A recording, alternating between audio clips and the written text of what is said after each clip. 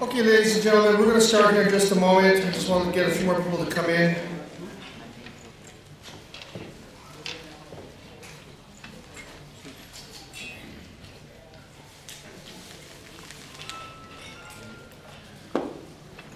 Okay, for those of you who are here for the afternoon segment, this is the World War II in the Philippines, the legacy of two nations. Again, this was brought to you by the Bataan Legacy Memorial Manila 45, the Philippine Consulate General San Francisco, as well as the San Francisco Public Library. For our afternoon session, we're going to start out with the panel discussion with the civilian prisoners of war, and we have a few persons here that will be coming up on stage. What I'd like to do now is have them come up to the stage. We have Sasha Jensen with panelists Francine Bostrom, Roy Dulan, Irene Hetch, and John Ream. If you would kindly come up here, please.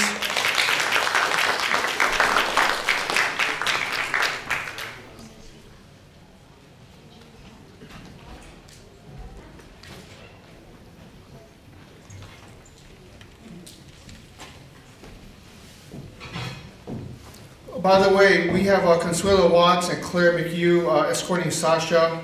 They're the granddaughters of Connie. And what I'd like to do now is quickly go through a bio of each of these persons. Sasha Jensen was born in Manila and raised in her grandfather's sugar plantation in Calamba, Laguna. During World War II, Sasha and her family were captured by the Japanese and incarcerated at Santo Tomas. Oh, I'm sorry. Oh, we're lacking it. Okay, technical difficulty. Hold on, please. Pam, is there a chair that we can bring down to the stage, please? Oh.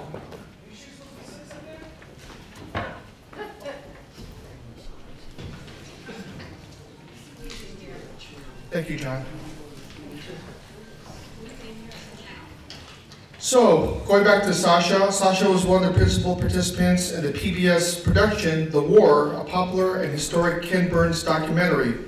She is vice commander of the Bay Area Civil Ex-POW organization in California and writes for its journal Beyond the Wire. Next up, I want to introduce John Ream. John was born in the Philippines in 1934 in Baguio City. He and his family are relocated now in San Francisco in 1945. Going back to the war, on December 28, 1941, he and his family and the American civilians in Baguio were ordered by the Japanese Imperial Army to march from Brent School to Camp John Hay, where they will remain incarcerated until 1942.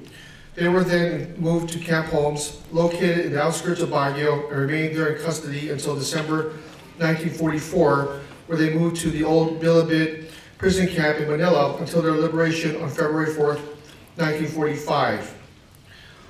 Our next participant is Mr. Roy Dulan, who was born in Manila, Philippines, where he spent over 3 years with his family and other civilians in Santo Tomas prison camp under the Japanese during World War II.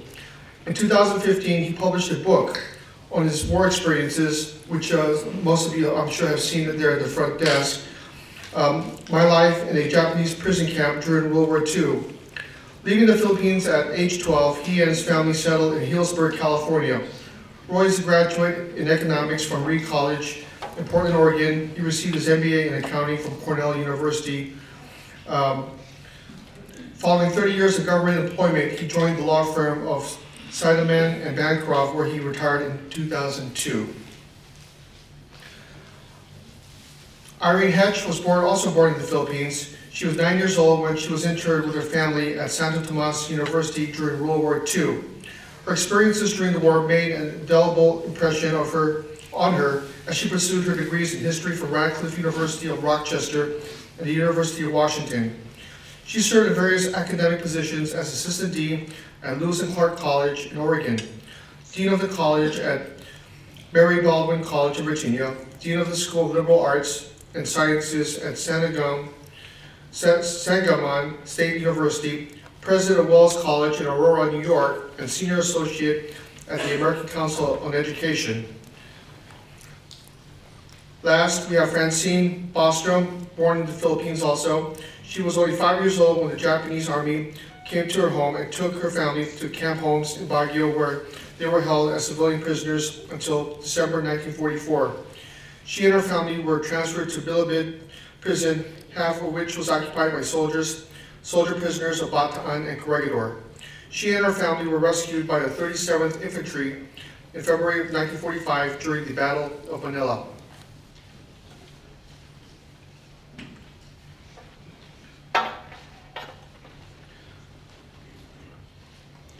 Okay, John, perhaps you can start off the discussion about your experience, please. Oh, no, Or- Sasha. Oh, Sasha, I'm sorry, I stand corrected. Sasha? Thank you. Civilians, history, an overview. The civilian voices from the past can still be heard. Men, women, and yes, children. They silently scream for freedom, from hunger, from behind barbed wire, and the vicissitudes of war. Over 70 years ago, on the front lines of a hot war on foreign soil, under the United States and Philippine flags, the Japanese Imperial Army chose to find it necessary to incarcerate civilian enemy aliens, so they called us, from the US, Great Britain, and other allied countries. Who were these people who called the Philippines home? They were stevedores and CEOs, priests, nuns, and school children, young mothers with toddlers, construction workers and maritime men, educators, doctors and nurses, clerks and secretaries, and many others. Many of these men jumped at the chance to join US and Filipino military units when World War II began, some leaving their families behind, only to know they were incarcerated by the Japanese later on. It was their duty, they said. They needed to do this to defend their adopted country and their own. These men ended up on the Bataan Death March, Camp O'Donnell, Bilibid, and Cabanatuan. Even worse, they were victims of the hell ships. Many headed for the hills or in bancas to other islands, forming guerrilla groups with the strongest of Philippine fighters, where they fought or died during the war. Thousands of men, women, and children then became prisoners of the Japanese in various camps throughout the Philippines for over 3 years. Listen to these names: Santo Tomas, Baguio, Bilibid, Los Banos, Happy Life Blues. We were all aware of who we were and what was happening to us minute by minute. Hunger took the lead. There were executions, 7 in Santo Tomas alone. Disease, bombings, and shellings by the enemy.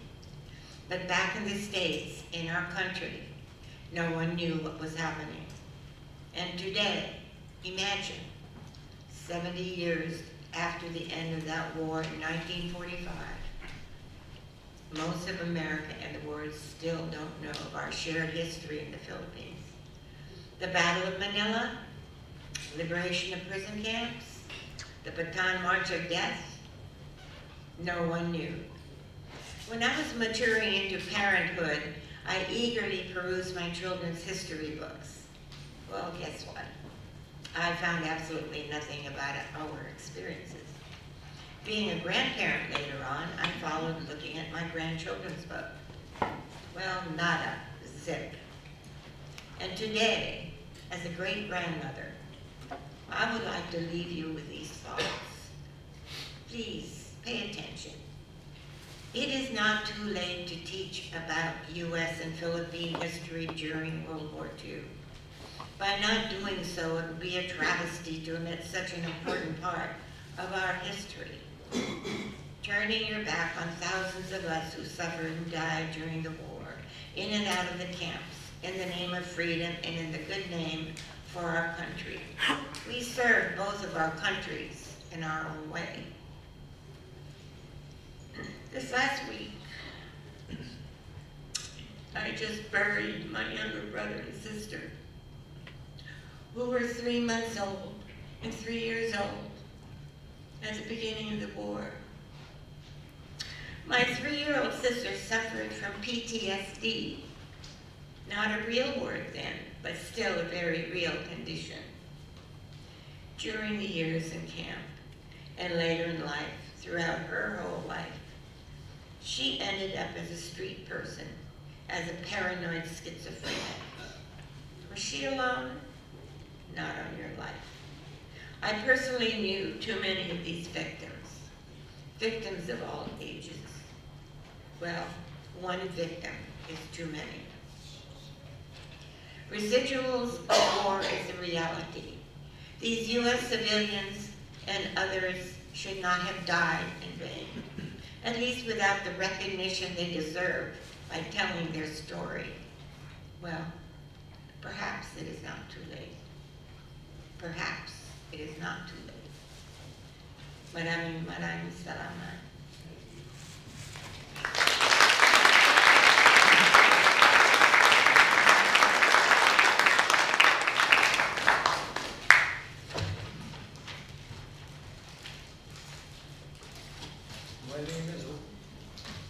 My name is, does this work? Yes. Good.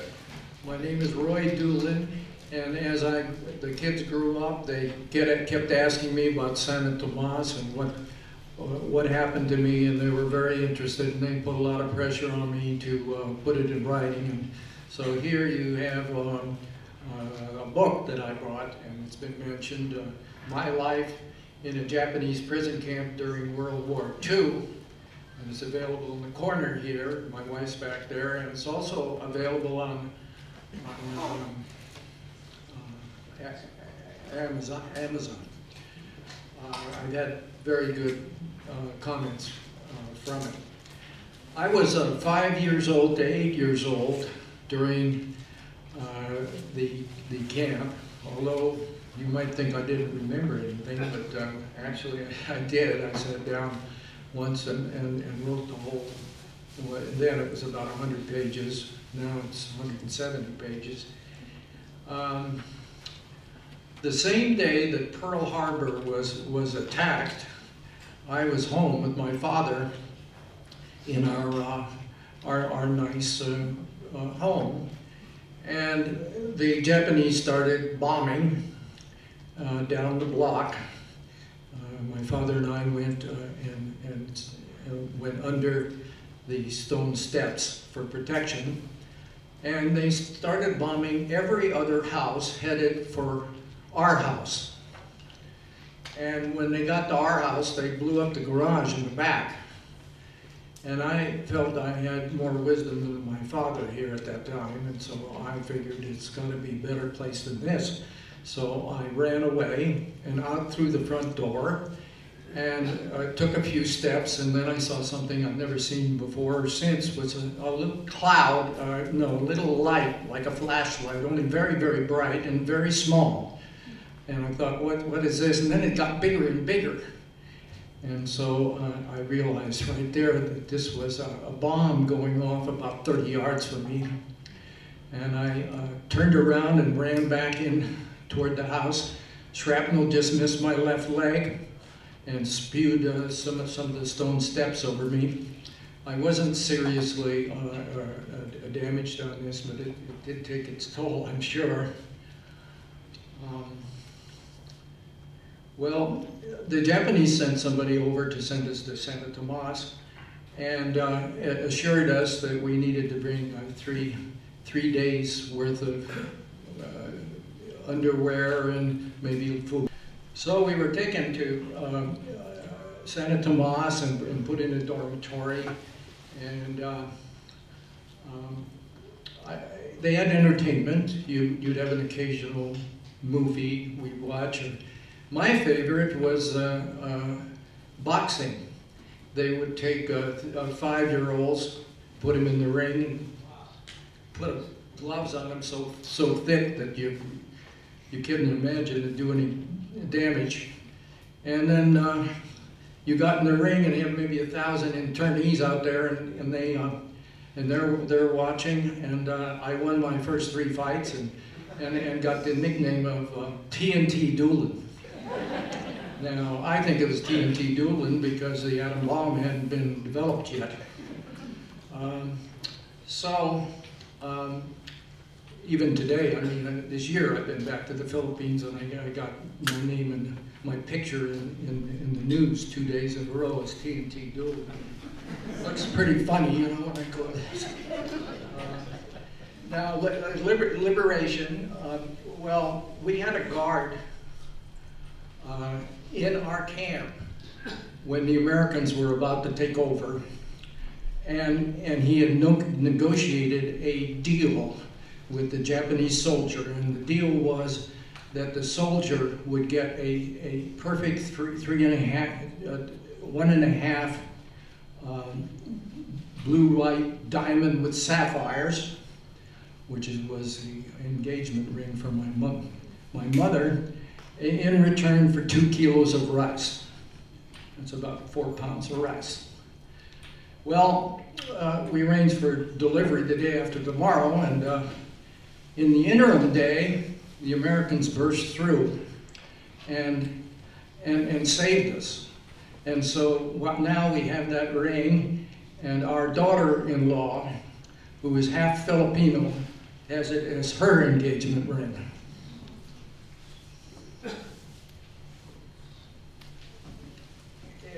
At liberation, I had not gained any weight at all because they were on to starving us to death.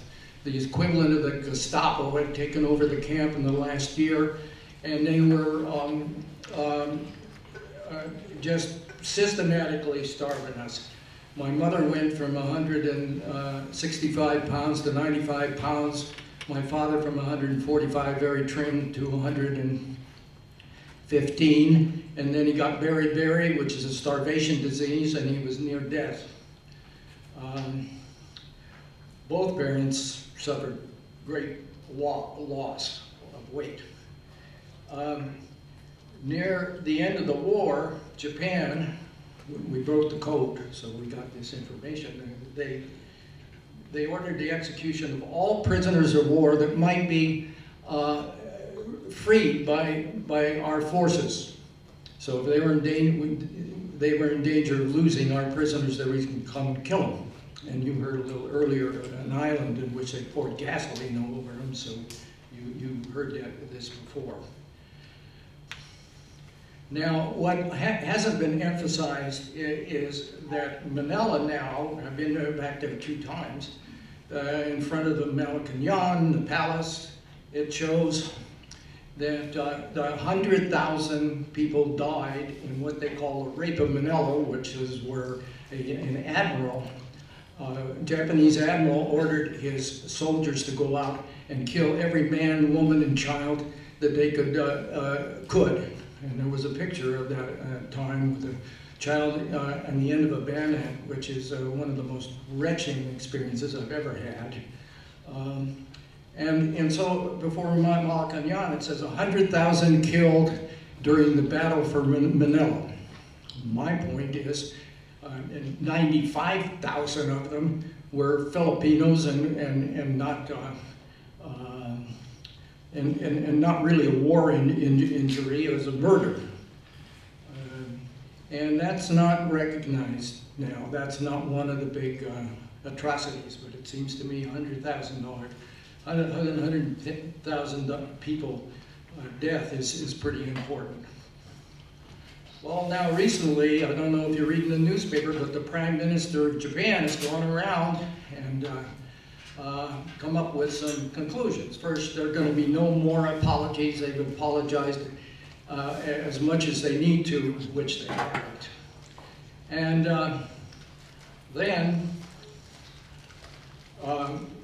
he explained that these comfort women, you know, these are women who were captured, raped, imprisoned, and put in a house of prostitution to serve the Japanese soldiers, that these women did this voluntarily. Well, I think it speaks for itself.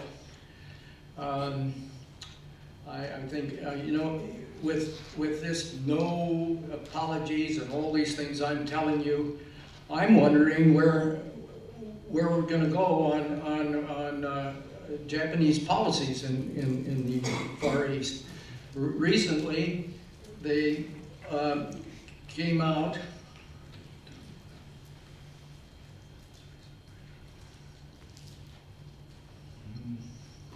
You know, you ever hear of the senior moment?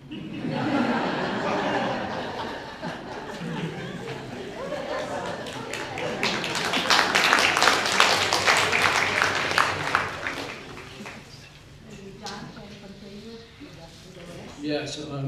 Well, that's basically it. I just wonder what the Japanese are up to. That they're doing all kinds of things that reflect badly. I certainly hate to see what happened before. And I do appreciate all you coming out. I hope you consider my book, because it's 173 pages, and all the senior moments have been hidden. Thank you.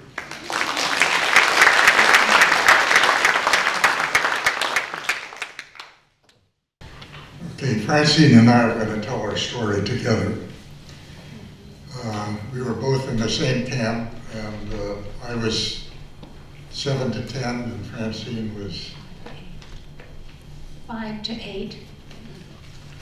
So we can put some memories together.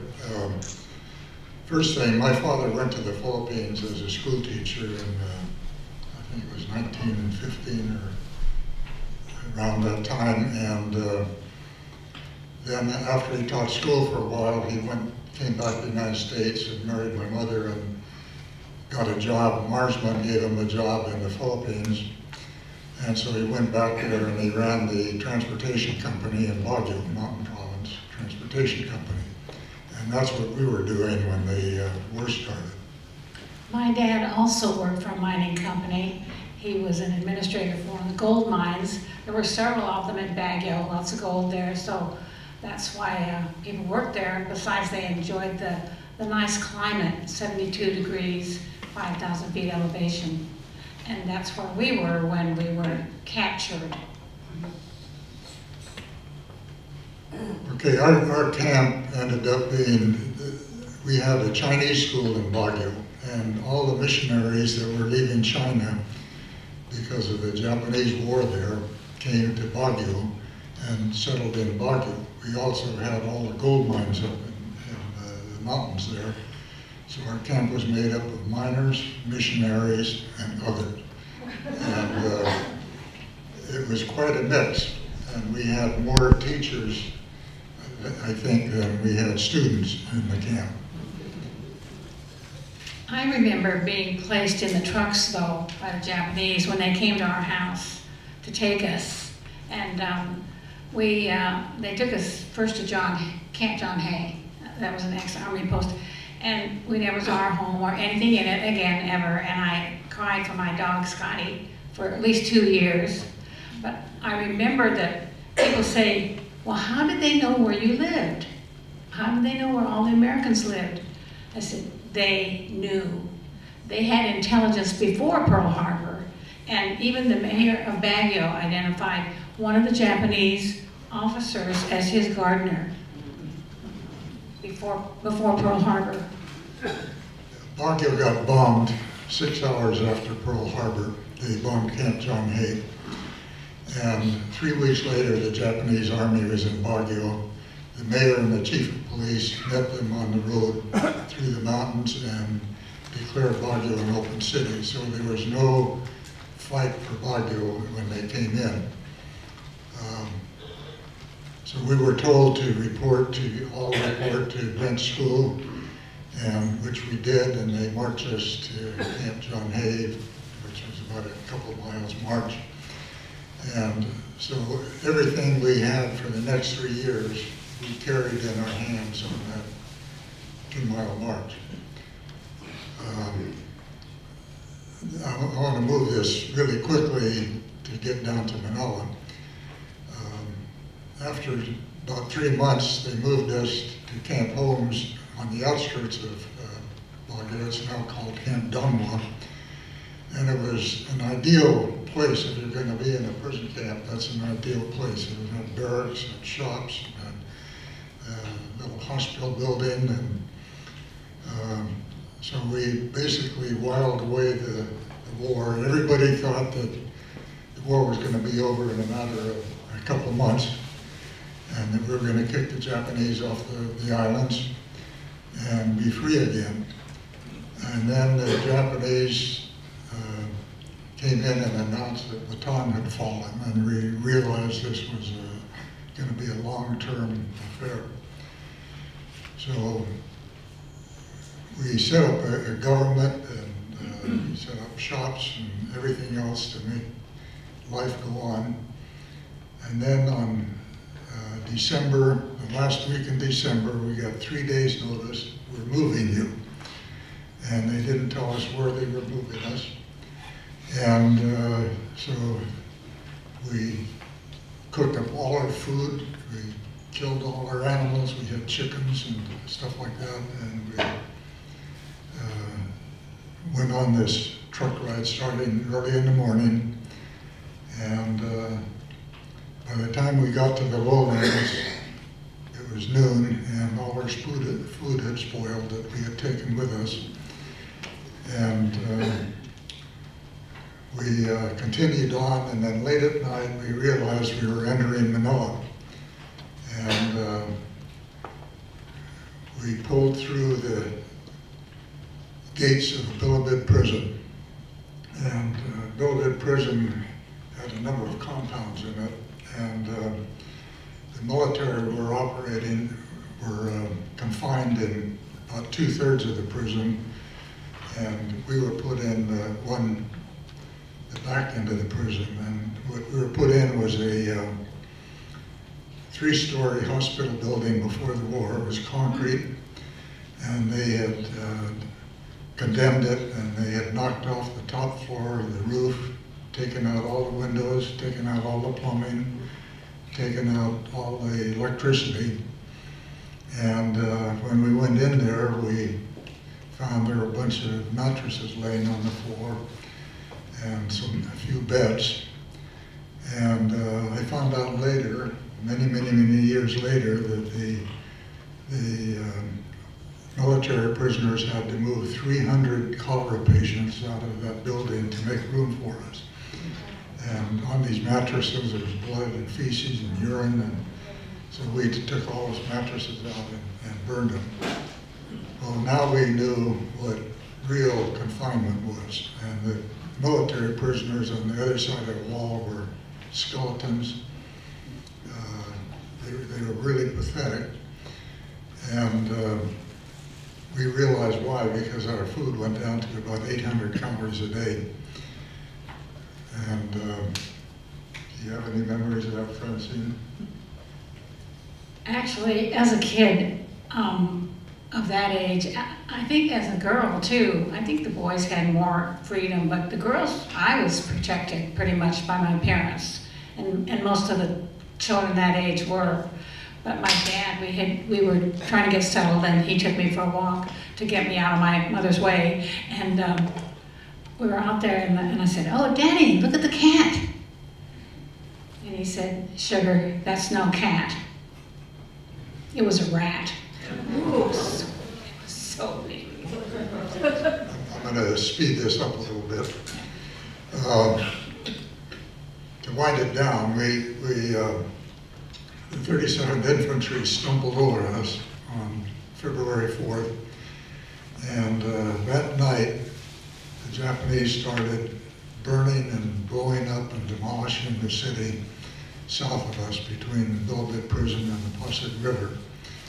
And I can best describe it as a cocktail of emotions. One, we were elated at being liberated, and secondly, we were in stark terror with all these explosions going on around us.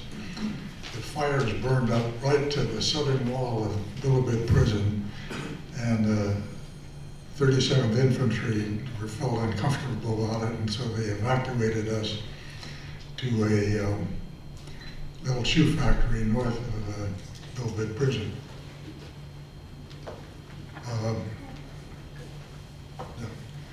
So anyway, the next day, and that's when we started eating and having diarrhea and going to the bathroom.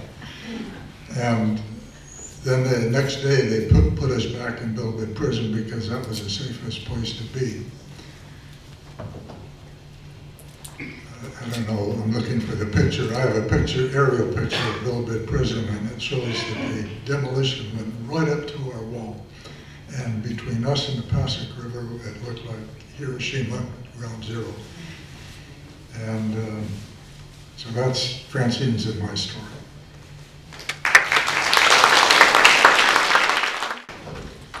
Okay, today I'm known as Irene Winchester Duckworth Hecht. Anybody who has any connection to me from the Philippines would have known me by my Philippine nickname, Nunny, and my family name, Duckworth. This conference is focused on Bataan, and the main message I want to share with you is how a World War II atrocity contributed to the survival of the internees of Santo Tomas internment camp. But before I get into that, I want to say something about this particular meeting. I was well aware when I returned from the Philippines to the US of the utter lack of knowledge of what the Philippines went through, and in particular, the importance of this support of the Philippine population. I was well aware, even as a 12-year-old, that we would not have survived in the numbers we did at Santo Tomas without the undivided loyalty of the population around us. And in later years, I learned something of the practical assistance that was delivered during the war. So I applaud what this organization is trying to do. It's high time. But it did contribute to the survival of the internees of Santo Tomas internment camp. 9th, and Corregidor about a month later. The Japanese army entered the open city of Manila on January 2nd. My mother and I were picked up the morning of January 3rd, delivered to Villamore Hall, and transferred on January the 4th to Santo Tomas, which became our residence until we left the Philippines in July of 1945, well after the liberation. One of my very vivid memories of the first weeks, months, actually nearly 3 months, at Santo Tomas was the behavior of the adults around me, which kind of mystified me. They endlessly complained. Well, you know, I can understand. We all left wonderful homes, gardens, servants galore. And we were tucked into a place where we were sleeping 30 to a room, initially on a concrete floor, and after a while on army camp cots. So yeah, it was not pleasant. But their line was this yellow vermin. You know what? MacArthur in 2 weeks will be back, and then he'll tell them what for, and everything will be normal again. This went on and on and on, but you know what stopped it? I can't give you the date because that's the one thing that in my childhood memories extending from age 9 to 12, I'm not good on precise dates, but at some point after the Bataan Death March, you've seen a lot of the films here, we were assembled, called to witness the films. That surrender that you saw with one general with his head in his hands, yeah, we saw that. What was the purpose? To let us know that we were beaten. Yes, we did see some of the marching and the bayoneting. There was no question about what this was about. Now, it probably did not change attitudes quite as abruptly as I'm going to tell you, but what I noticed is the complaining stopped.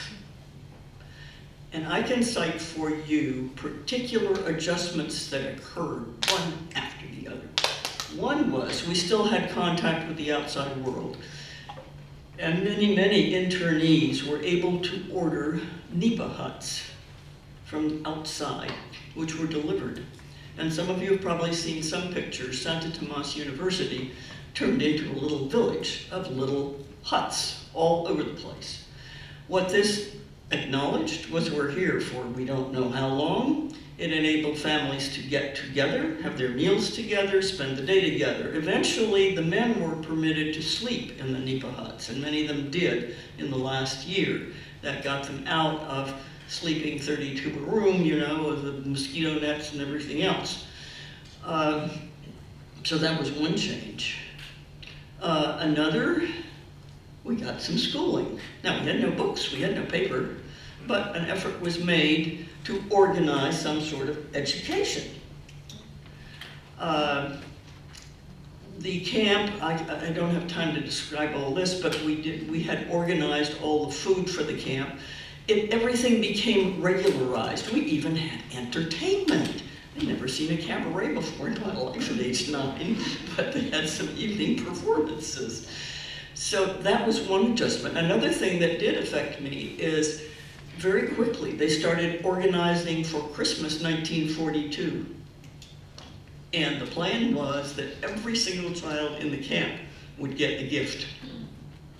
And so men with carpentry skills built wooden toys, women sewed things, and we had a gala in the Christmas of 1942. I won't mention any of the other Christmases, which had no celebration whatsoever, I can assure you.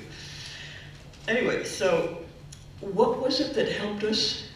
It was the fact that the adults came to terms finally with reality, and they adapted. And this was a highly adaptive community. These weren't aristocrats who'd been born with servants galore. There were men like my father, who had left a very poor farm in Illinois to go and make his fortune.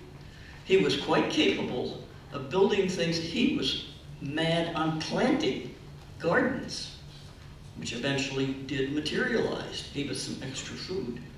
So the fact that the adults came to terms with reality is one of the things we can thank the Bataan Death March for.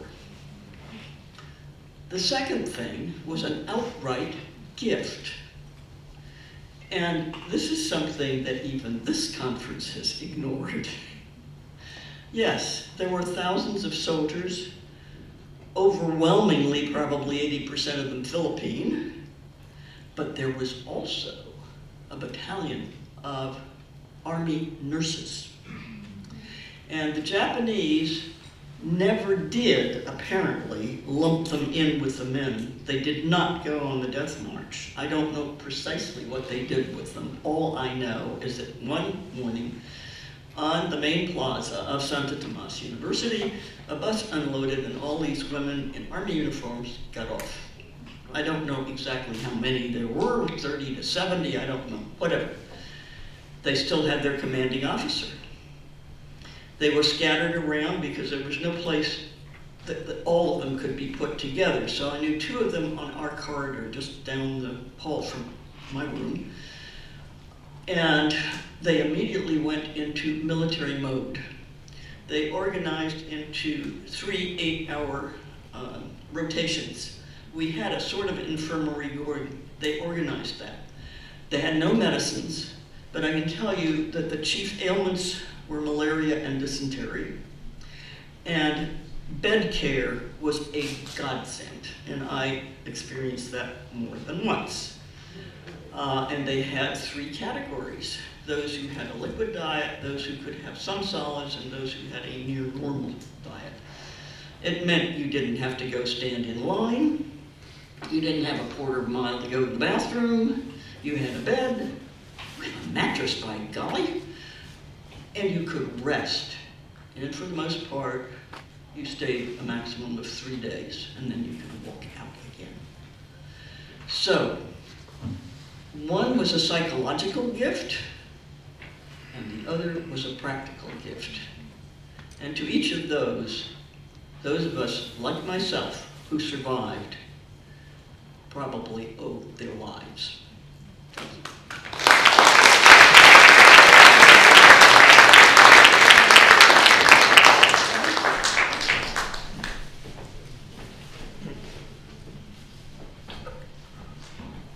Okay, this is the first segment.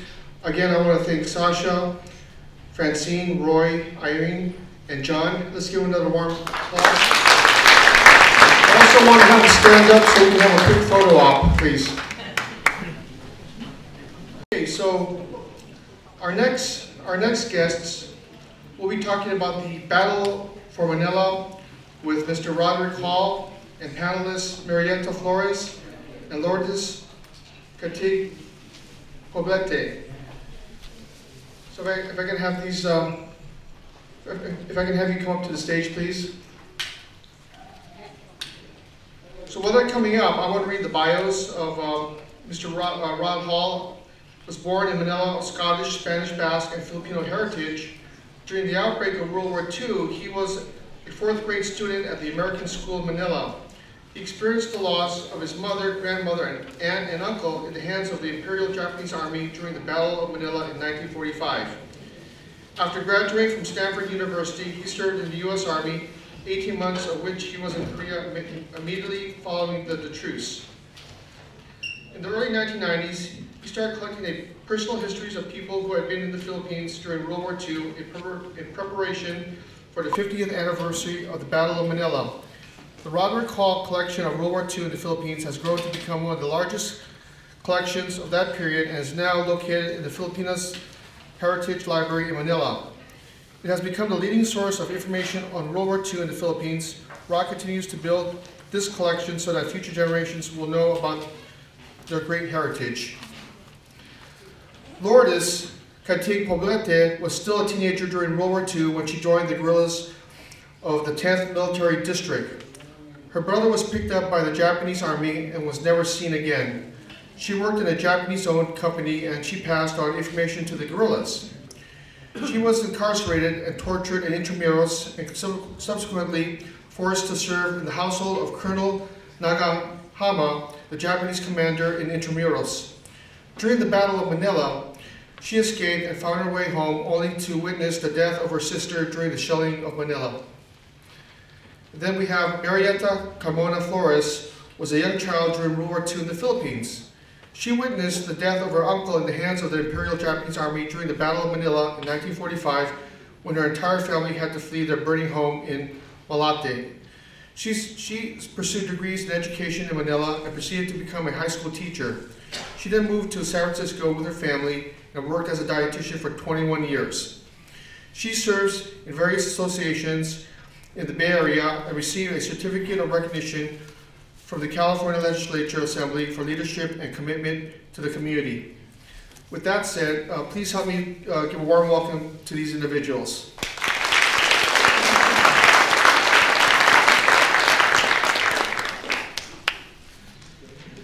So I believe we're going to start with Mr. Rod Hall. 2 comments. First of all, there's a close tie between Northern California and Bataan. California National Guard from Salinas, the 194th Tank Battalion, was sent out to the Philippines in late 1941 and fought valiantly in Bataan. So there is a direct connection with Northern California. The second one is that Sasha mentioned PTSD and nobody knowing anything over here. Well, I went through school and jobs and all kinds of things and never mentioned a word about my experiences.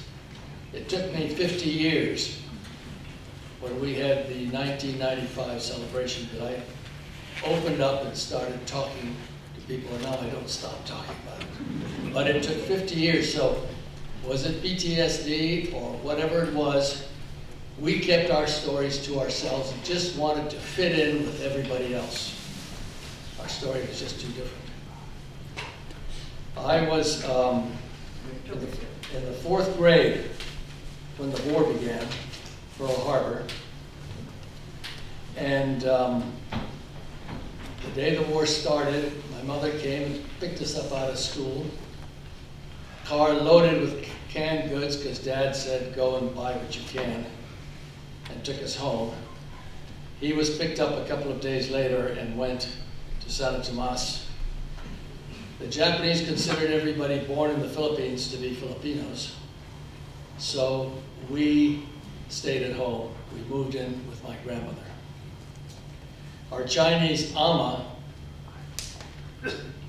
fearing what had happened in Nanking, wore not her black pajamas and the Chinese dress. She wore dressed like all Filipinos, afraid of it, until they eventually started back to the trousers.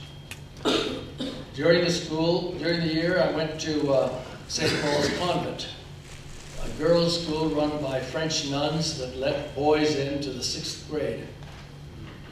We went there daily. It was about a 3-block walk from the house. One day, I'm not sure if it was 1942 or when Japan, or 43, when Japan signed the peace treaty with the Philippines, the school was asked to send a contingent, and I volunteered to go. So we were given little Japanese flags and told at certain times to shout Banzai on the Luneta and the big boulevard. I got hell when I got home, having agreed to go. After the 6th grade, we were tutored at home by a professor, Jewish professor that the Jesuits had given a home to. And it was the most interesting, fun schooling that I've had in my life. When we killed a pig that we raised, that day it was a biology lesson, and we watched the pig being slaughtered. And we felt the lungs and the stomach and everything else. Once a week we went to catechism, Irish priest at Malacca Church, Father Monahan, who sat at the head of the table and smoked long black cigars while he taught us our catechism. Our entire garden was turned into a vegetable garden. We had over 40 chickens, and the chickens were trapped when they laid an egg, and if they didn't lay enough eggs, we ate them. Dad got quite a few passes the first years, so he'd get a weekend pass or a 1-week pass from Santo Tomas and come home and stay with us. You had to wear an armband, which has its disadvantages because the Japanese could see you were a prisoner. The advantage was that none of the calesas and the horse-drawn carts charged him any ticket prices because they knew he was from Santo Tomas. At the corner from our house, half a block away, at the corner of Dakota and Heran, as the streets were called then, was a comfort house for Japanese officers. My friends and brother and I would go into the bushes. They used the porches as makeup rooms, and we would watch these ladies get all dressed up and put the kimonos on in the evening, waiting for the officers to arrive. There was no work. None of the men, all the men stayed at home. They had no work to do during the war. So they sat around and organized poker games or talked. Our home was very crowded because as the Japanese started taking over, they would come in, throw people out of their house, and we ended up having several people living in our homes who had lost their homes by requisitioning. There were no cars. Horse-drawn carts, or you walked. The banks had closed. The Japanese could have let a lot of people out to live in Manila in the early days.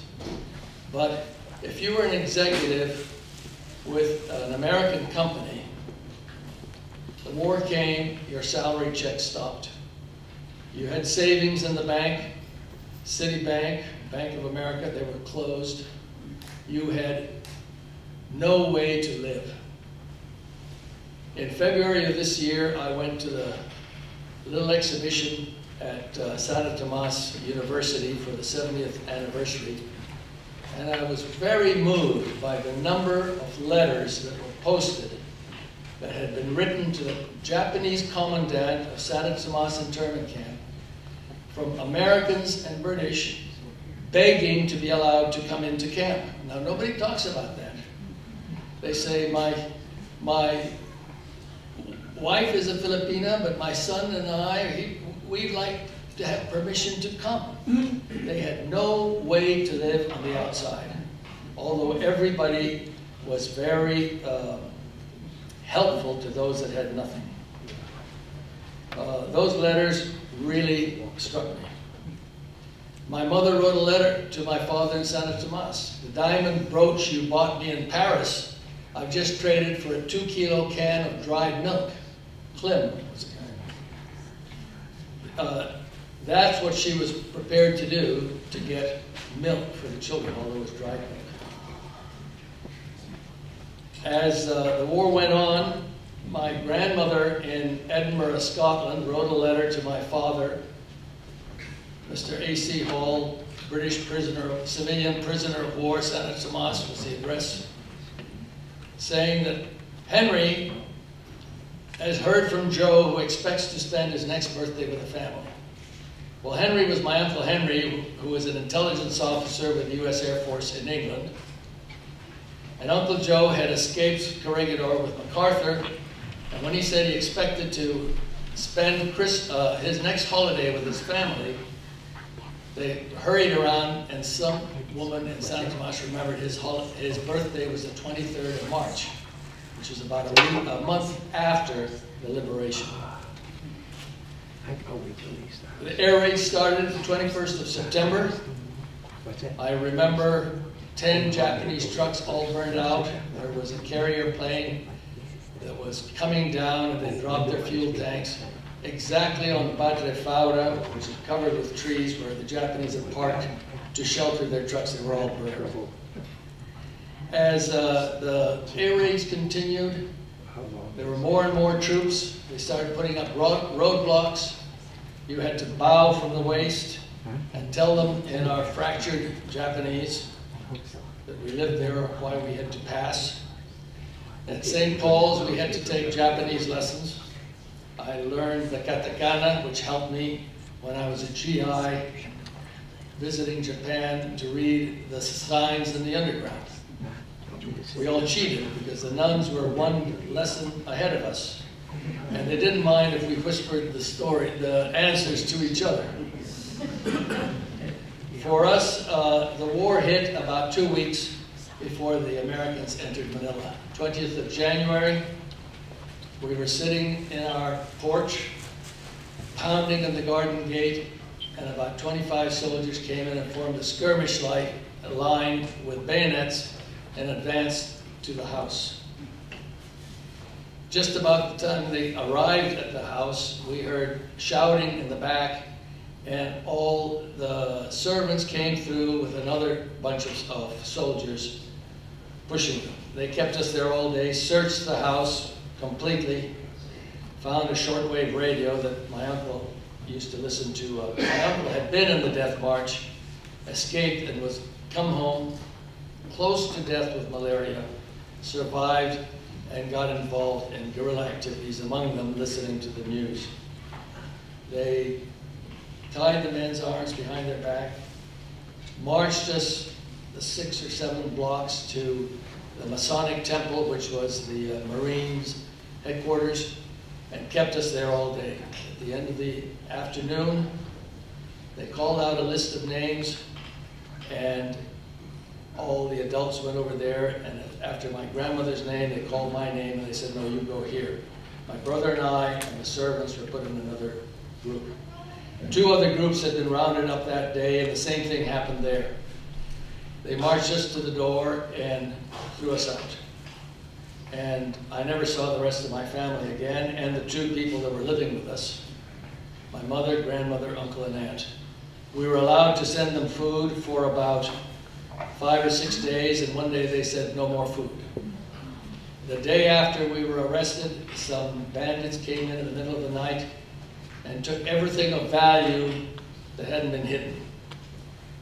A truck came at 6 in the morning and they disappeared. So a friend of my mother's, married to a German, he complained to the Japanese army, and for about a week we had a Japanese sentry every night patrolling in front of our house.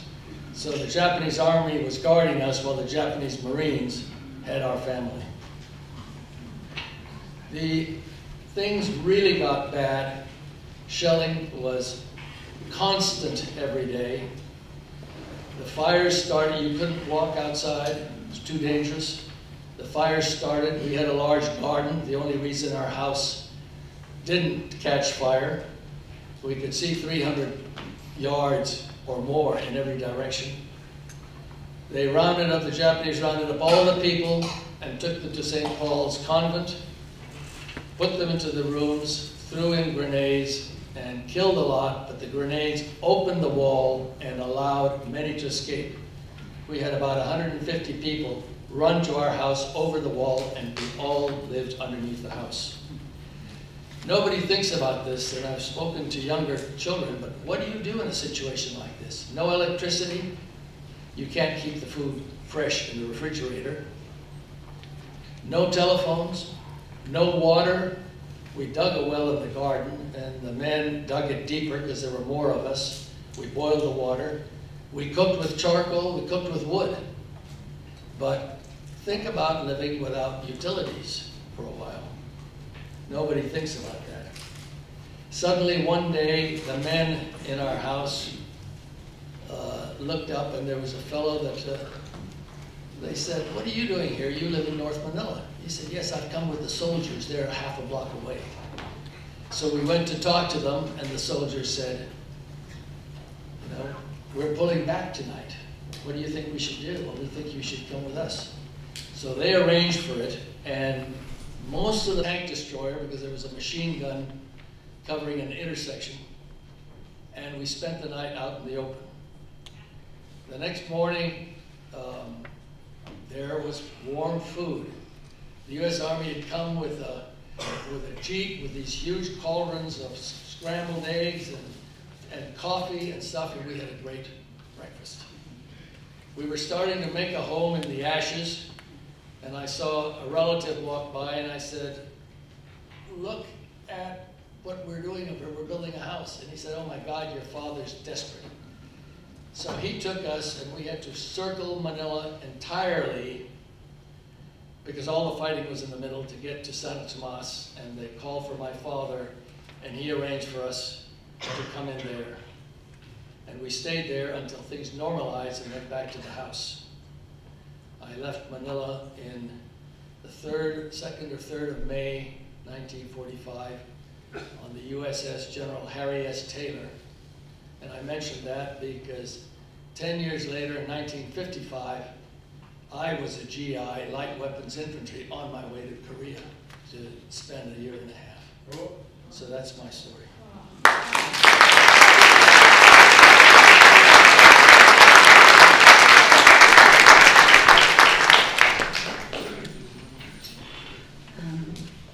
Good afternoon. I am Marieta Flores, daughter of Lourdes Pamintuan, a social studies teacher, and of Cesar Carmona, a Bataan survivor, and a former tennis Davis cover in the Philippines, ranked number 3, along with Amponandero, ranked number 1 and number 2, respectively.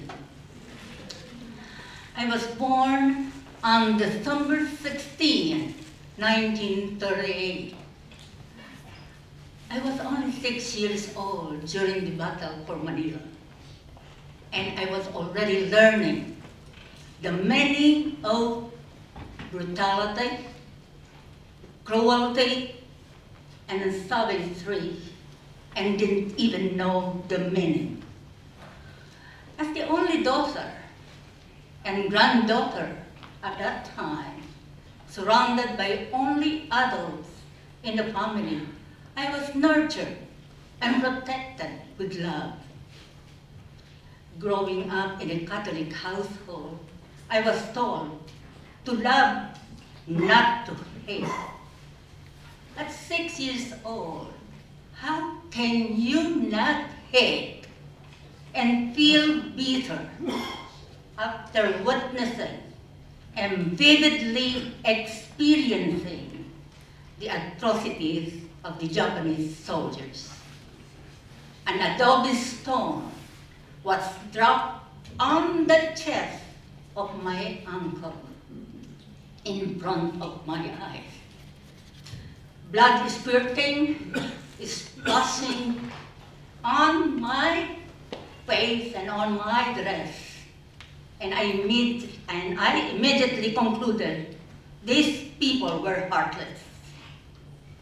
My uncle met his fate only because no one could answer the soldier's question, "Where is your brother?" They were looking for my father, and no one knew where he was because my father went into hiding with the guerrillas. My grandmother was so shocked that she fainted after seeing her son's chest broken and lifeless body. And when she came to, she never spoke a word until the time that she died after deliberation. I was also in shock that I vomited. I cried and screamed and ran to the house. Brutality, cruelty, and savagery defined in a matter of minutes.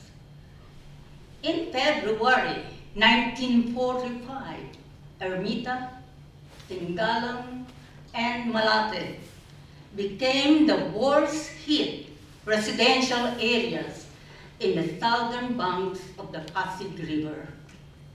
My grandparents just built a new house in our compound. As a young girl, whose passion was to collect dolls from different countries and dolls of all sizes, they were my treasure. The soldiers came and they were looking for a place to occupy, and they chose my grandparents' house, and we were told to vacate and leave everything behind.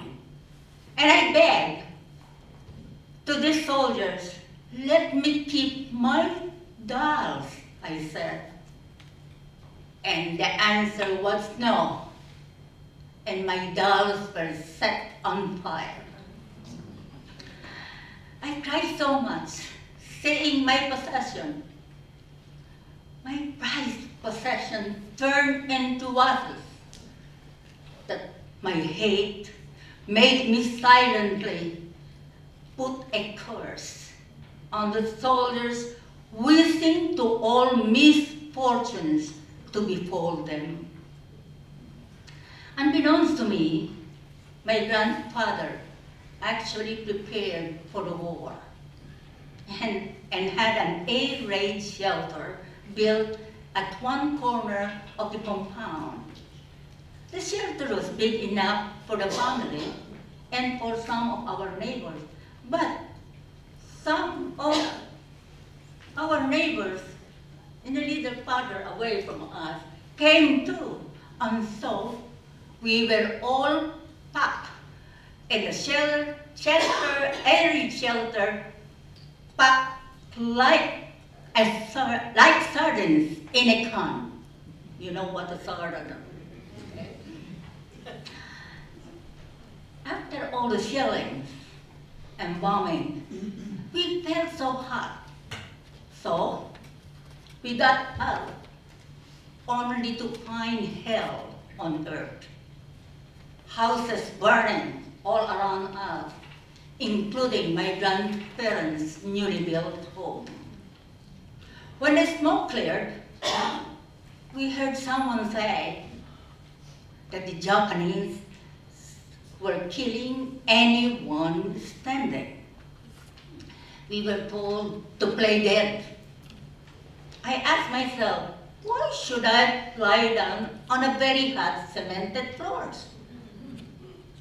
My hesitation vanished just when I saw a little girl, smaller than I was then, was taken by a soldier, thrown up in the air like a rag doll, and caught the little girl by his bayonet tip on her way down. I was so scared that I closed my eyes and pretended to be dead. My grandfather was so proud of me because I had him convinced I was dead. We rolled our way on hot pavement and reached the banks of Pasig River in Baco, Manila. Bridges were bombed, and in order to cross, we had to swim in the filthy water filled with dead bodies. I was the first one to be transported across to the water littered with dead bodies. When I was already at the other side, I was left behind because my grandfather had to take my mom back to me. And to my amazement, when I looked on my right, a beheaded dead body. On my left, a pregnant woman with open stomach. And all around me, babies with no eyes. And I vomited and I cried, "Mom, please come here," because I had no one except all those dead bodies. These memories of an innocent 6-year-old girl will be forever etched in my mind and in my heart as a reminder of the evil and devastation that war brings, not only to the physical world, but most importantly, to the inner souls of its victims. Thank you.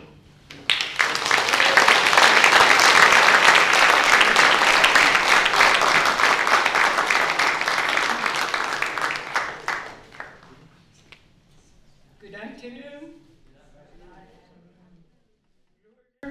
What happened during the liberation of where I stayed in Pasig, the province of Rizal, and where I was at that time.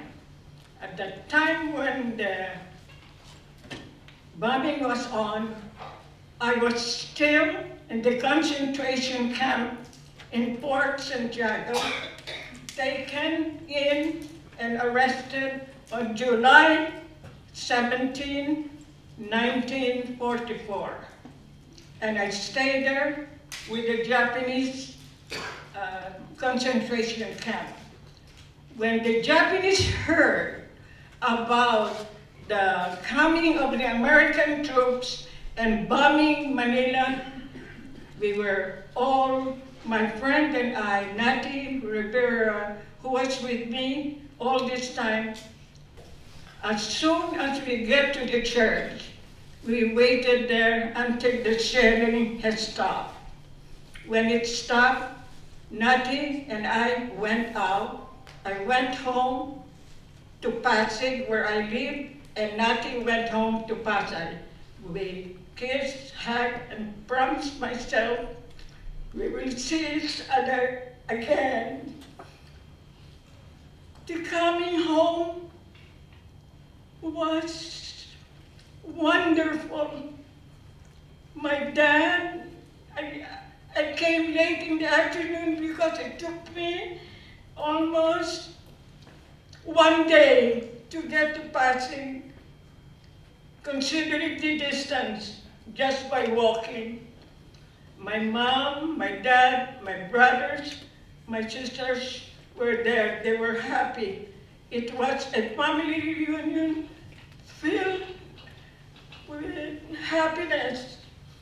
Welcome from my dad and my mom, and I was so happy to see all of them.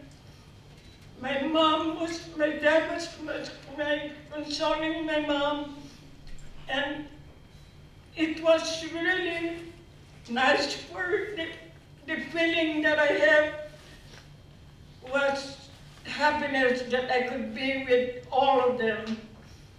Suddenly, everything was quiet, and I noticed something must be wrong. What? Why? Why all this sudden silence? My father gathered us together. He is a member of the Baptist Church and one of the leaders in the church. Gathered us together and prayed and told me to have to face what he was going to tell me. He told me that my brother was taken by the Japanese military, the labor group.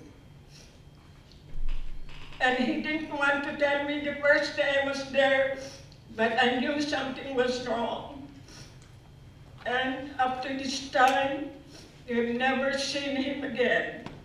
So, there was quiet. We were all a happy family again. All of a sudden, the armed forces and the American shelling started in Pasig. And we are in the town of Pasig. People were looking for shelters to run around so that they can be away from home. My dad, who is a military man, who was a member of the Death March, knew exactly what to do. So he gathered all of us, and my mom prepared some food for us to bring, some blankets, so that we could run away from home. Running away from home, somebody told us that the Japanese, that the cemetery would be a good place to hide, because the Japanese won't be in the cemetery. Some Japanese have escaped from their troops and were hiding in the cemetery. Two blocks away from where we were going to the cemetery, people were running away from the cemetery telling us, no, don't go, look for a place, run for a place, don't go, there are Japanese there. So my dad gathered all of us and said, get down. There was a big house in the left of us. Get down under the house, bring your mom, and just stay there until the shelling had stopped. While running towards the house, we saw my sister. She fell, and we thought she just stumbled and slipped. And my dad said, no, the shelling is on. She's all right. We will come and see her, but stay put, don't move.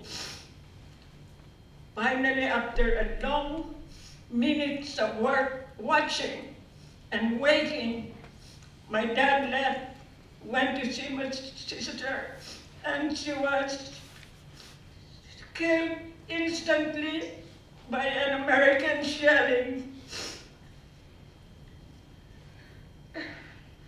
My dad brought her under the house with 3 of my brothers, took a box, buried her, just my dad and my 3 brothers. We couldn't go.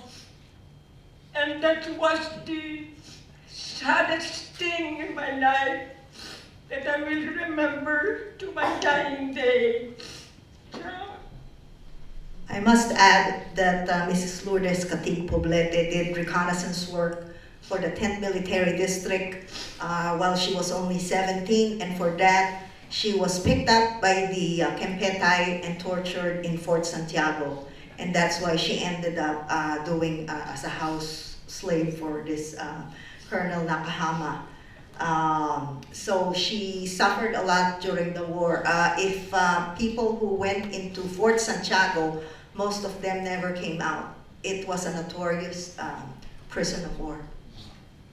I'd like to end this with this word, that being alive and being with the family and enjoying life once more at my age, at 91, I'm ready to go and say goodbye.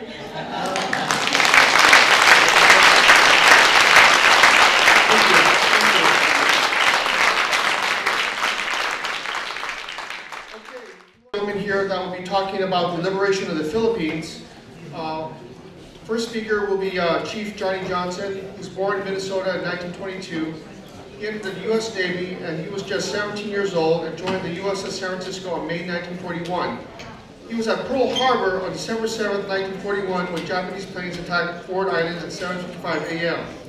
He served in the Pacific Theater aboard the USS San Francisco, one of the most decorated ships during World War II, which earned a Presidential Unit Citation and 17 battle scars. He was in the Guadalcanal campaign starting August 1942. Chief Johnny was instrumental in building a memorial in San Francisco for the men of the USS San Francisco who died on November 13, 1942.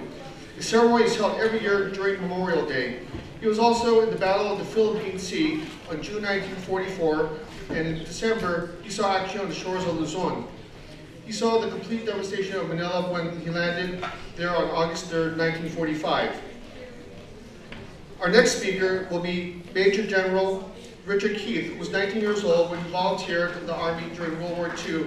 He served with the 511th Parachute Infantry Regiment of the 11th Airborne Division and saw combat in 3 campaigns, New Guinea, Leyte, and Luzon. His regiment was the first combat unit to arrive in Japan 2 days before the peace treaty was signed.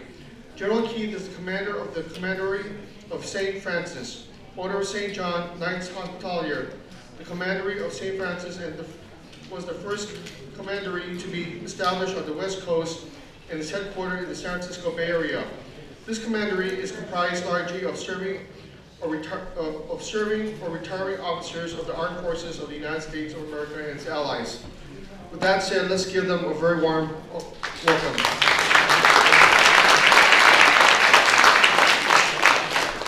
Okay, gentlemen, you have 15 minutes each to share your stories. We'll start out with Chief Johnny. You can hear me okay? Yes. Listen carefully. I hate war. Eleanor hates war. We all hate war.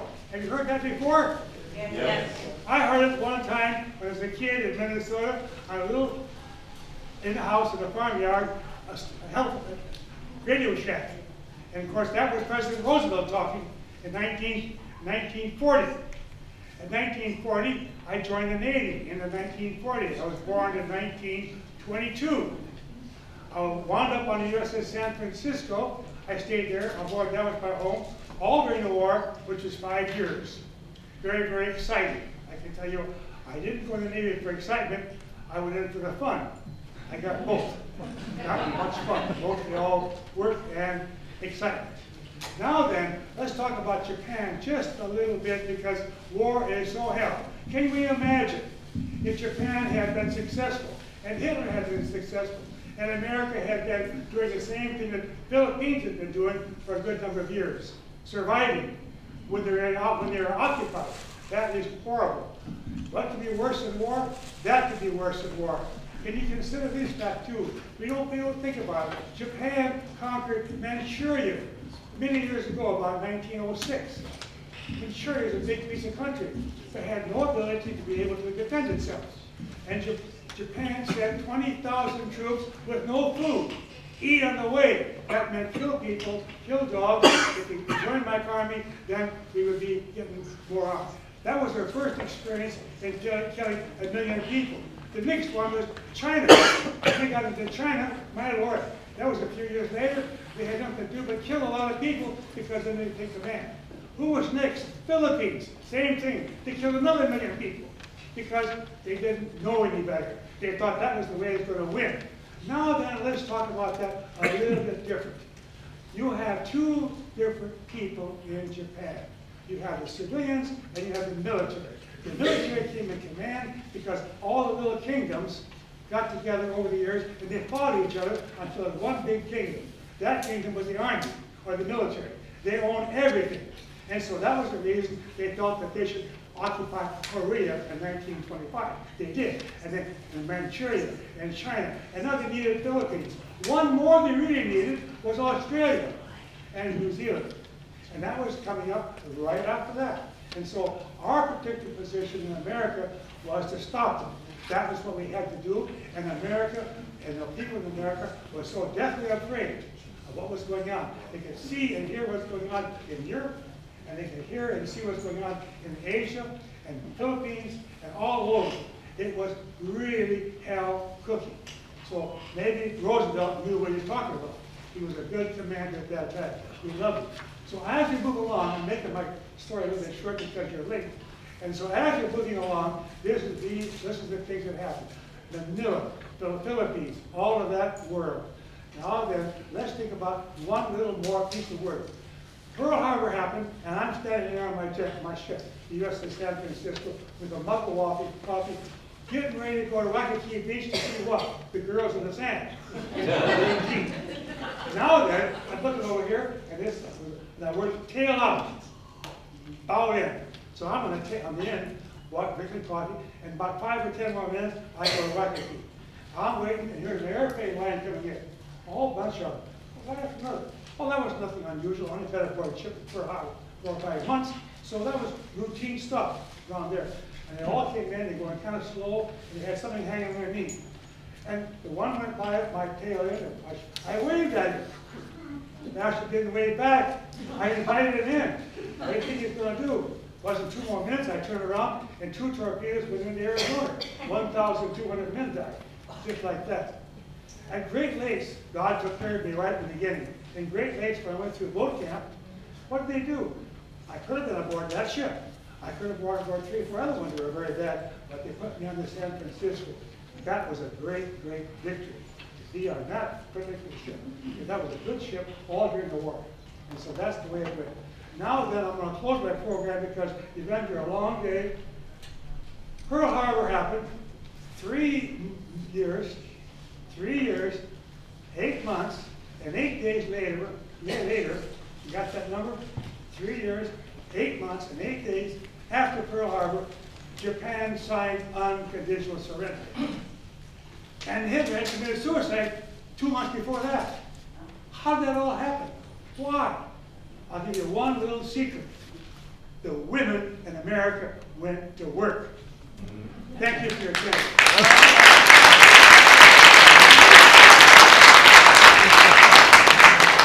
After hearing the chief talk, I often said that, you know, we're kind of like, we had 9 lives. And we used up 8 of them between 1942, 3, 4, and 5. And so here we are today, and frankly, I'm very honored and privileged to be able here to talk to you a little bit about, and I'm not going to talk about tactics or strategic things or anything else. Like I said, I'm going to talk to you about the guys that are really out there in the war. They're infantrymen. We call them troopers. We were paratroopers. And I'm going to kind of tell you about one of them that they're 19, in my outfit, 19 and 20. So I kind of use myself, you know, as an example. And I'll cut through the quick right here, quick. And we were 11th Airborne Division. I was in the 511th Parachute Infantry Regiment, which is a regimental combat team. We had 2 other regiments, and they were glider riders. We were supposed to go to Europe, and you could use gliders. We never used gliders in the Pacific. Parachutes, yes. Gliders, no.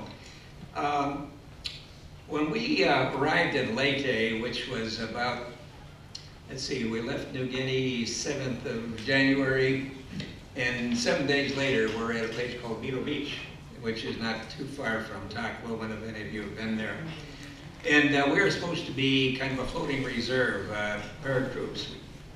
And things were getting so bad, the Japanese were bringing a lot of troops down from Luzon. They did not want to lose Leyte. That was the key thing. And Yamashita, their general, he was set on that, but he had some problems with some people above him too. Within 3 days, we're into combat right off the bat. And we had two enemies. One was the Japanese, the other was the weather. If any of you recall, about a year and a half ago, 2 years ago, they had a typhoon that went through Leyte, just about wiped out the town of Tacloban. We had a typhoon going through at the same time, and not quite that violent, but it rained, let's see, about 28 days straight, and this caused an awful lot of problems. Let's say that, I would say the first one was that from the infantry standpoint, our mission, incidentally, was to go all the way across the mountains from Beetle Beach over to Ormoc Valley through the mountains. And the trails, there's very few trails there. And what are there it's all muddy, and so that's a big problem for you right there. The other thing, which is more important than that, is that we're an airborne division. We're supplied from the air. Unfortunately, it's raining all the time and it's overcast most of the time, and seldom does it happen where the clouds part. And at that particular point, we would start getting supplies. We went 7 days without basically anything. We couldn't use C-47s that come in if they're too big and they have to come in too low. And our General Swing, said we're going to use our L5s. These are little Cub planes. There's L4s and L5s. And they could maneuver in. They were slow and they could get in when the clouds did open up and drop some equipment to us. And which is what they did. They had to prioritize. What do you drop first? There's a lot of things that drop. Well, number one, we're taking casualties every single day, so the most important thing that we need is medicine. Number two, we're all automatic weapons. I happen to be a machine gunner myself at the time. We need oil. We need ammunition. We're out there where we're saying, okay, we can only use so much now, guys. Be careful what you fire at. So that kind of gave you an idea of how the weather was affected. One other factor in there was that when they dropped, these were boxes of things, and there were no parachutes to them. They just dropped out of the sky. And it was kind of dangerous for the guys on the ground. Actually, four men were killed just by boxes being dropped on them. I almost made the fifth. What would happen, we're on a plateau, the whole regiment's up there. And when they drop them, they'll drop off to the side and go rolling down the hill, and then we'd have to go after it. And this one particular day, I said, well, I'll go on down. And I did, and you could hear them up above. And somebody said, they're coming over, and you could hear the engines. And all of a sudden, I just turned like this. Something scraped my shoulder. I had an M9 machine gun on my shoulder. Took that off and into the ground, and I looked down, and it's a box of machine gun ammunition. There's 4 of them in there, weighing 30, 40 pounds. I thought, oh my God, what a way to die, you know, it's ridiculous. So, at any rate, I picked it up, went back up to the toward Foxhole, and then we went on from there. Let me just give you a little bit brief of what it's like as an infantryman. Incidentally, in Leyte, 80% of those killed, 82% of those killed were infantrymen. So that's not necessarily just there. That's the way it is in war. The infantry are the ones that are on the ground constantly fighting. We went through the mountains and up through the hills, and we had to go through streams, and everything is muddy, etc. And we're kind of fortunate in the beginning because the Japanese don't think that we're coming through here. They're in Ormoc, so we're surprising them. We get up early in the morning before daylight, and we would catch them. They didn't dig in every night like we do. And we did pretty well, and we only lost one man killed, a fellow named Siebert. Well, this didn't last too long. We finally got to what was called Corduroy Trail, which has had logs across it that the Japanese had the Filipinos build, and so you wouldn't slip and sliding as going up.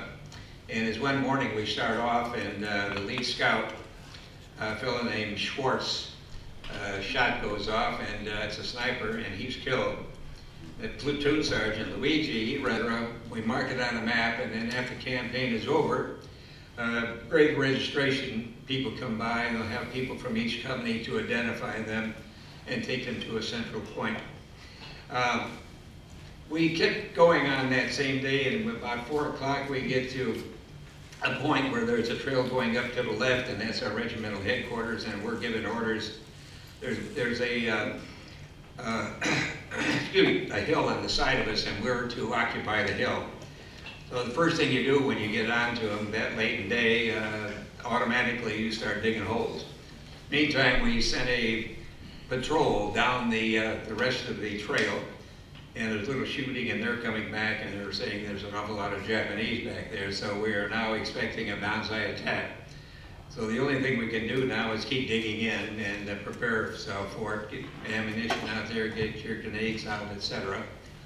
And sure enough, within 30, 45 minutes, you hear them down there. There's a banzai attack. Now this is our first, and sometimes just a part of it can put the fear of God in you.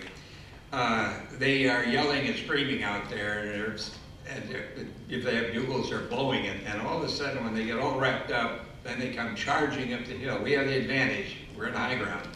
We got grenades we can roll down on them, and so there's quite a firefight then. And all of a sudden they decide, and it's starting to get a little dark, and they decide to pull off, stop, and we could hear them taking out their wounded, moaning and groaning, etc.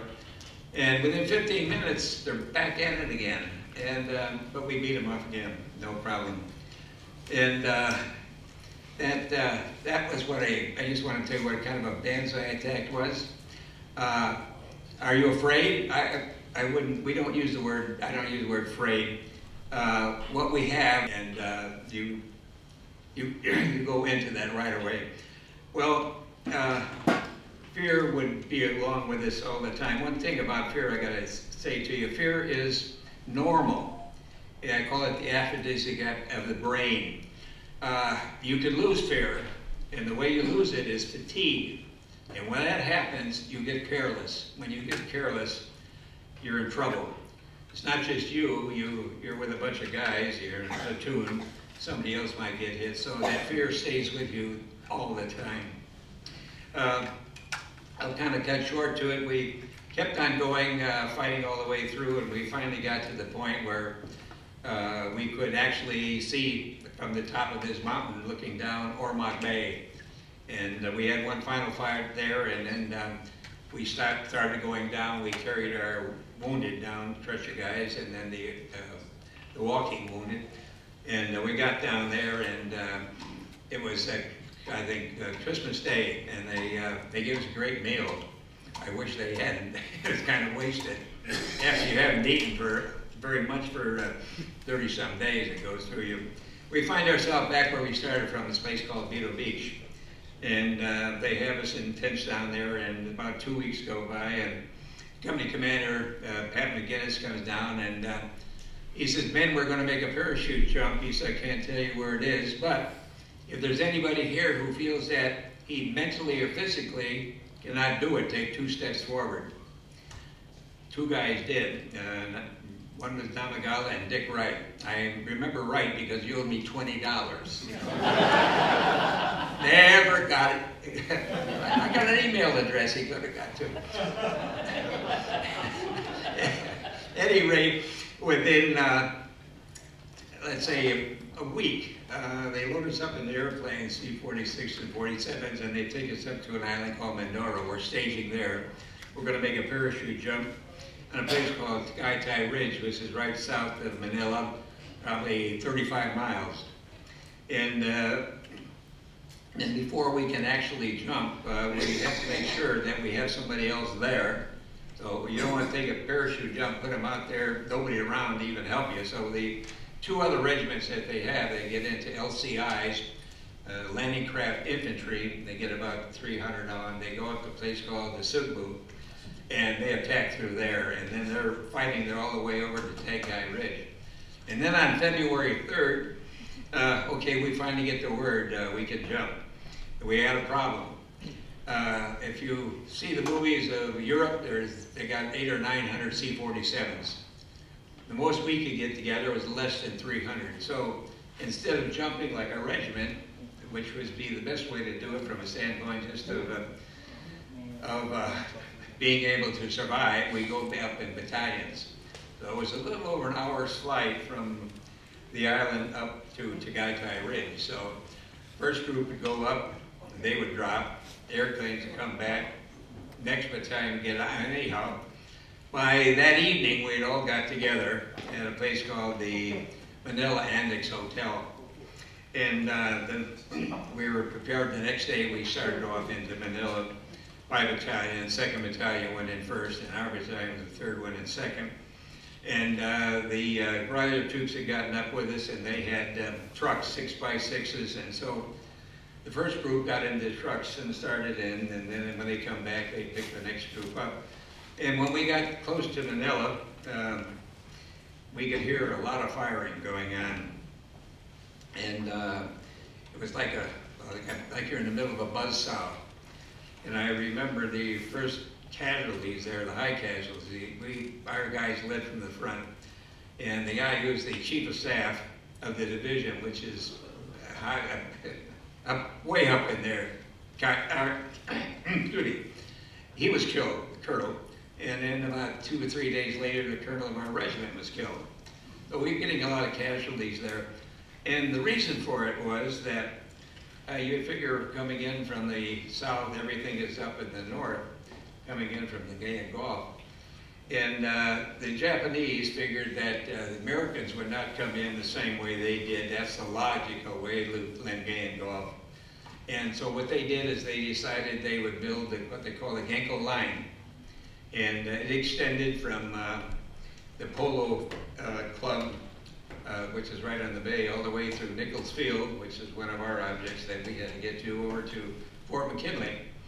And there they had, and the Filipinos were called in, and they did most of the work there, etc. And they had 1,200 pillboxes. They had going back to 1941, all of our anti-aircraft guns that we had, they had them, and now instead of in the air, they're lower down on us, and then they had huge mortars and plenty of artillery, and even they had some of your guns off your native ships that they had taken, 8-inchers, which are not very comfortable to be around, as you well know. And the only thing we could do now is head for your objective, which we did. At Paranaki, my particular battalion went across Paranaki River and straight up, and we're going up to Nichols Field. 2 other battalions are west of us. The time of day that we took to get there, it was about 3, 4, 5 days. I have very little recollection. I got some, but really when you're in combat, it's light and it's dark. It's light and it's dark. You know, you don't know the difference one way or the other. Well, we finally get up to our Nichols Field, where one of our objectives, and we stopped there. Nothing is happening. There's no firing coming from the front. It's very, very unusual. And we're getting ready now for the whole battalion, company after company, and we're going straight across. And so somebody comes down to our company, my platoon, and said, hey, we need some help. We got this artillery observer, lieutenant. He's badly wounded, and if we don't get him to a aid station, he's going to die. And so there's 5 of us. They're all alike. There's nobody's volunteering for anything. I mean, it's our job. So we said, okay, we'll do it. There's 5 of us, and we start out with them. And we got 4 guys on, and then we have the 5th guy. He's going to act as a scout because you got a lot of Japanese that are infiltrating singly out there, snipers. And what took us maybe 3 or 4 days to get there without getting shot at, it took us about 3 hours. We finally got him back down to his to the area where we had crossed, and we waited across the river again. And as we're walking up, it's only about 100 yards up, there's a highway. And a voice calls out from the side, "Soldiers, where are your rifles?" And I got a pistol, and another guy's got a carbine, and there's 3 rifles. And he said, "Never go anywhere without your rifles." We look over there, guy's got 3 stars, Lieutenant General Eichelberger, he's the 8th Army Commander.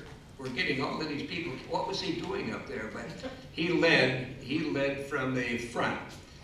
So now we had to start back, and now we got a little bit of a problem. One thing about at night, that you never go back into your perimeter because the only people that are out there after dark are the Japanese. They're excellent night fighters, and we're probably one of the worst. So anybody outside of that is going to get shot at. So we have to keep moving. And we go across the river, and we run into some Filipino guerrillas, and they said there's some Japanese out there singly, and they're kind of moving around, etc. And so why don't you guys get down the rice paddies, and they won't be able to see you there. Well, we did that, and it's very thick, muddy, and this and that. We know we're not going to make it back, so we said, "To hell with it." The Japanese snipers, I'd rather get killed by my own people than one of them. So, at any rate, we're starting to get out one by one, etc.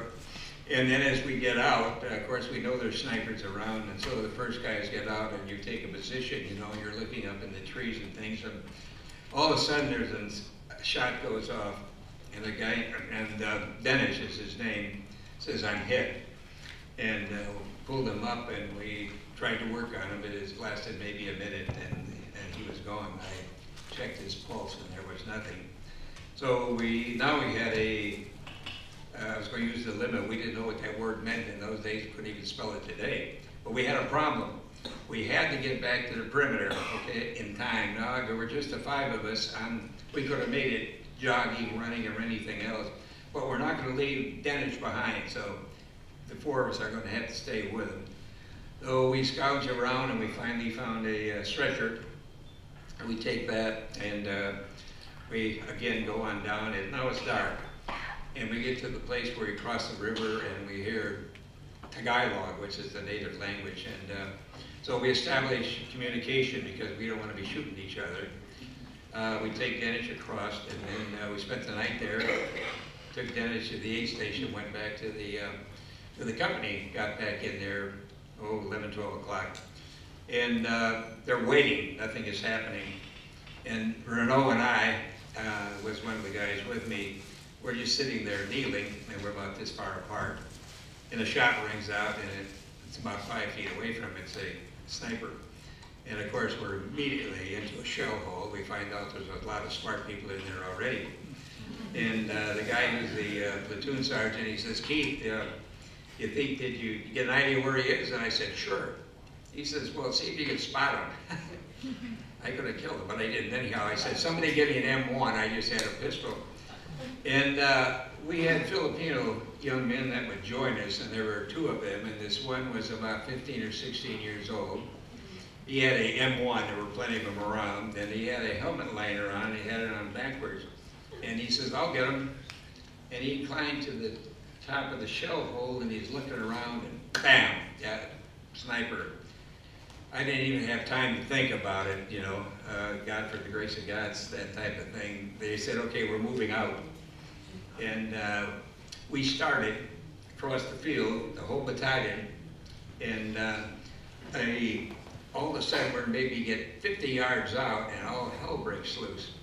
All those 40s and 50 caliber stuff, and it's coming down on us. In fact, it's so bad that we get orders, everybody in the shell holes, we can't take all of this, everybody, it's too much. We got in, and we found that, well, looked up, and this is after about 10 minutes, we're waiting, and we're getting ready for events, so we're setting up. We look up, and there's a bunch of SPDs, one of your Navy guys. It's 12 of them, thank God. They're from 8 to 10 feet. You were not one of them. You were on a ship, yeah. I'm listening to the program. My father and my brother was in the Navy, so I got to be very careful what I say. At any rate, we look up there, they are, and I would say they're from 8 to 12,000 feet. And they're right over these buildings down there where all the anti-aircraft and everything is coming, and they peel off. It's like slow motion, and down they go. And then you can see all these ACAC guns at us, and you can see these guys, you can see the ACAC blowing, and you wonder, how in the hell can they survive? They dropped their bombs, and they really was devastating. And this is almost miraculous. It's hard to believe.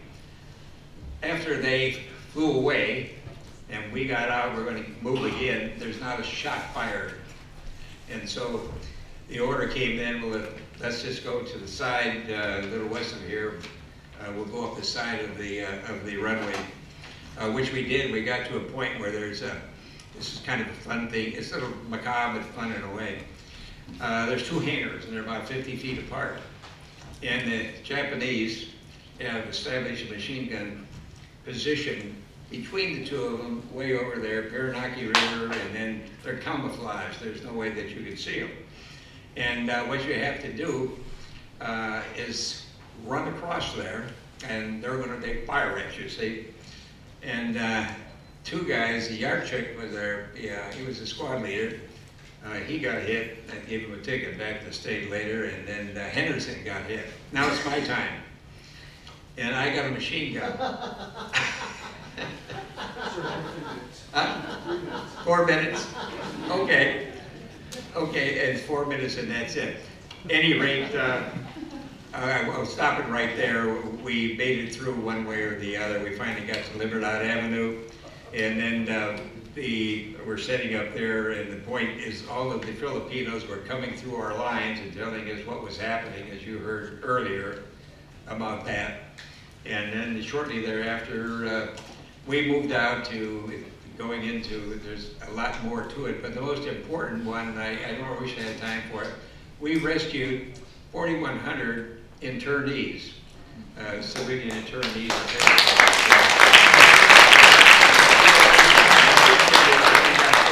I'll try and give you the gist.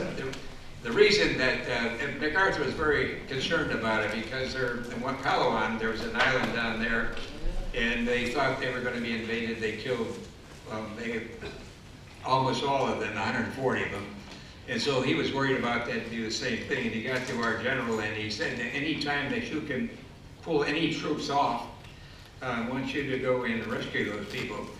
Well, there was no way we could pull troops off until we got to a place called Fort McKinley, and then you could afford a battalion. So what they basically did, they're going to parachute in, and some of the attorneys were able to sneak out occasionally and told us what the routine was. Routine was every day they counted the prisoners at 5 o'clock. At 7 o'clock. At 6:45, they started out, they took their guns and they stacked them in a safe place, and then they had their calisthenics until 15 after. So what we had to do is make a parachute jump in there in a very small place and hit it exactly at that time, which meant that the aircraft had to be flying at the exact speed, which is 110 knots, and then the guy who was the company commander, they had went through each of the companies, they picked out his 89 men and et cetera. And so they said, well, we're going to jump you guys at 600 feet. He said, no, we ain't going to make it at 600 feet. We're going to jump at 400, which means when you go out, your chute opens and you're going to oscillate this way and you are on the ground. And everything worked out perfectly. We had some other troops. It's a big, big story, but we got 4,100 out. We didn't lose a single one of them. And